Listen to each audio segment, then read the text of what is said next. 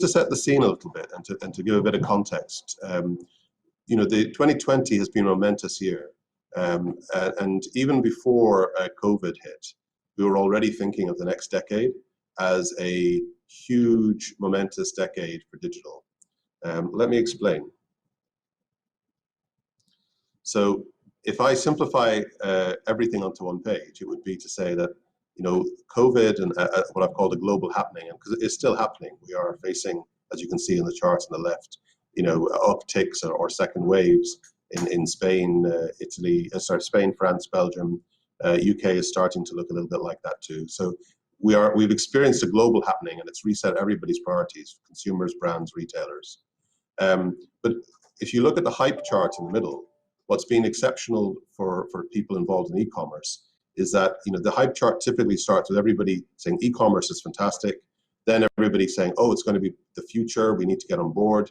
Then there's a sort of a trough of disillusionment that's happened probably 4 or 5 years ago, where people are saying, well, it's only 3%, it's not a big idea yet.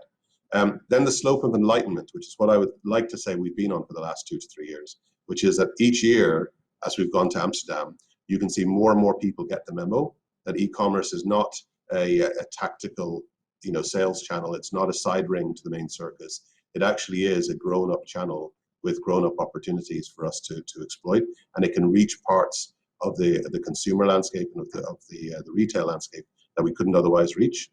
And so we are starting to see e-commerce become a really productive and really important part of our growth plans. So I think COVID has accelerated that and pushed us past hype. And the last thing is HIPPO. If you're not familiar with this acronym, HIPPO stands for the highest paid person's opinion. And in the hype cycle, the highest paid person's opinion, the CEO, the sales director, the marketing director, they have been the one who's resisted it. They've been the one who said, oh, it's only 3% of sales. Every month that I can look at my traditional channels, both media and sales, without thinking about e-commerce, is a month where I feel in control, or I feel comfortable and more familiar with what I can do. Whereas the HIPPO now has finally got it. In